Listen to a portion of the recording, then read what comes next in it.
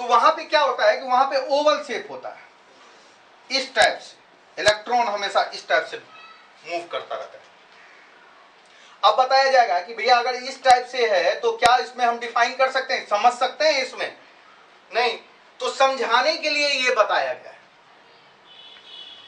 है। स्फेरिकल जो बनाया गया है ये ओवल शेप है, इलेक्ट्रॉन हमेशा ओवल शेप में जा रहा है, लेकिन हम समझाने के लिए आप पढ़ेंगे तो कॉन्सेप्ट क्लियर करने के लिए हम लोग को इस टाइप से दिखाया गया है कि ये हमारा न्यूक्लियस होता है, न्यूक्लियस के अंदर में एटम होता है, न्यूक्लियस एटम के अंदर में न्यूक्लियस होता है। ठीक है, चलें आगे। Yes sir.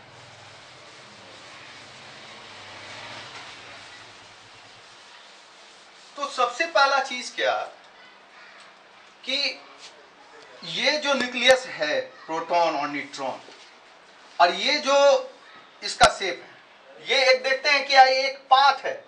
इसको अगर बोला जाए तो सेल सब सेल नहीं बोलेंगे, ये एक एनर्जी लेवल है। ये क्या है? एनर्जी लेवल है। जैसे हम लोग अगर अपने क्लास में पढ़ रहे होते हैं तो सर आते हैं तो देखते हैं क्या कि मैक्सिमम टाइम तो अब ब्लैक बोर्ड पे अगर आप ध्यान दिए होंगे तो राइट हैंड में स्ट्रेंथ लिखा जाता है, बच्चों का स्ट्रेंथ कितना होगा 38।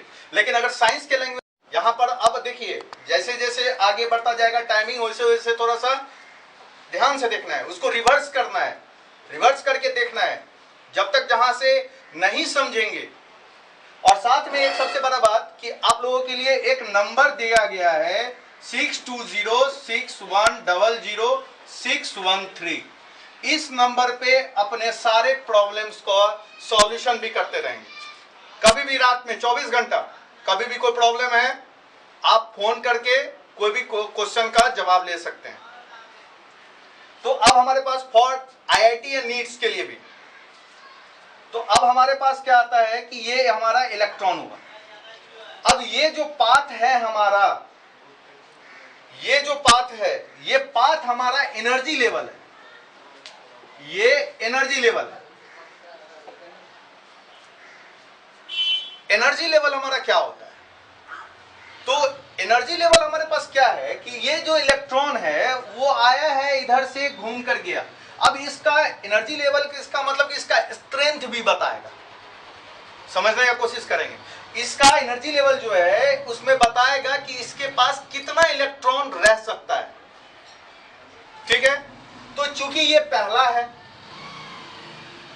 अगर हम लोग सेल पे अगर ध्यान दें तो इसको कैटेगरी में भी बांटा गया है। कैटेगरी में अगर बांटा गया है तो उस पर ध्यान दे लें। सबसे पहला सेल, दूसरा सब सेल, जैसा कि मालूम ही हो, ये सब तो बच्चा वाला चीज। तीसरा हमारे पास आता है ऑर्बिटल। ठीक है, अब हमारे पास एक चीज हमेशा याद रखेंगे कि ये जो सेल है, सेल का जो हमारे पास कौन सा होता है, KLMNOP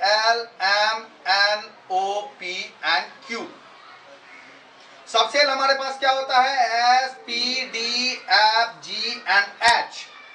बोलेंगे सर G और H, 11th के बुक में आपको एटॉमिक स्ट्रक्चर के बुक पढ़ेंगे, एनसीईआरटी के बुक में आपका जिक्र है GHB। तो इसमें कोई भी कंफ्यूजन होगा एनसीईआरटी को फॉलो करेंगे। और कोई प्रॉब्लम हो तो मेरा नंबर भी दिया हुआ है, नंबर है 6206100613। इस पे आप कॉल कर सकते हैं। तो हमारे पास अब हमारे पास आया सेल, तो सेल का संख्या क्या हो गया, KLMNOPQ 7। तो हमारे पास सेल होता है 7।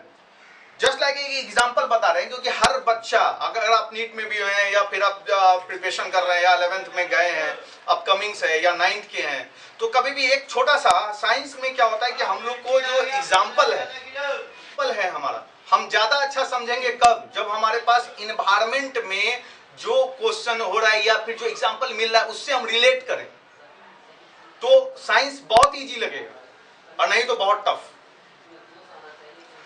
हिस्ट्री और केमिस्ट्री है बहुत बेवफा, रात पढ़ो सुबह सफा। इसलिए पूरा कॉन्सेप्ट क्लियर करते हुए चलना है। तो हमारे पास सेल का संख्या 7 है। अब बोला जाएगा कि भैया सेल में क्या रहेगा, तो हम तो जानते हैं कि सेल में इलेक्ट्रॉन नहीं रहेगा।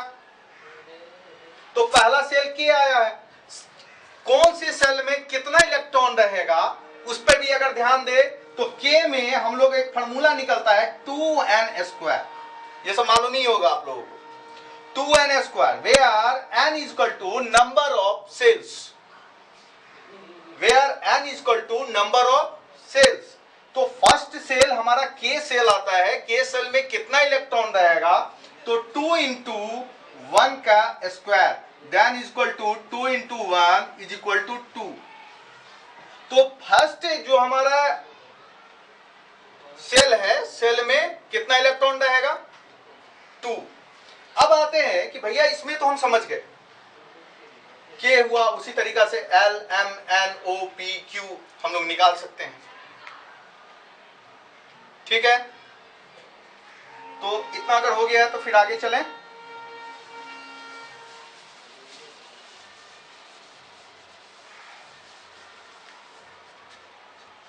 अब हमारे पास सबसेल का संख्या होता है S, P, D और F। GH का यूज हम लोग अभी नहीं कर रहे हैं, क्यों? क्योंकि अभी हम लोग इसलिए नहीं कर रहे हैं क्योंकि हमारे पास जो नंबर ऑफ एलिमेंट्स है वो बहुत ज्यादा नहीं है।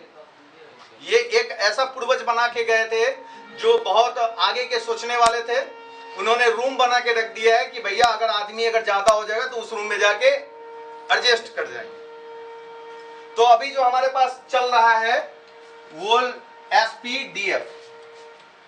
अब हमारे पास अगर हम लोग सोचे, अगर हम लोग इसको थोड़ा एनालिटिकल अगर सोचे, सेल हमारा अगर सोचे, ये सेल हो गया, ये सब सेल हो गया, और इधर आते हैं हम लोग ऑर्बिटल। तो सेल हमारा क्लास जो हम क्लास में पढ़ रहे हैं, मान लेते हैं कि 6A ले लेते हैं, तो 6 में बच्चों का संख्या है 50, ठीक है।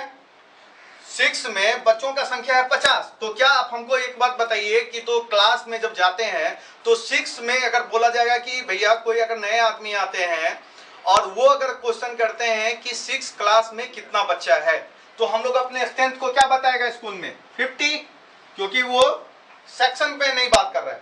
और उसी तरीका से अगर कोई आदमी ये जाके पूछे कि 6D में रोल नंबर 3 से हमको मिलना है, तब हो गया क्या, वो सेक्शन बता दिया, D क्या हो गया, सेक्शन।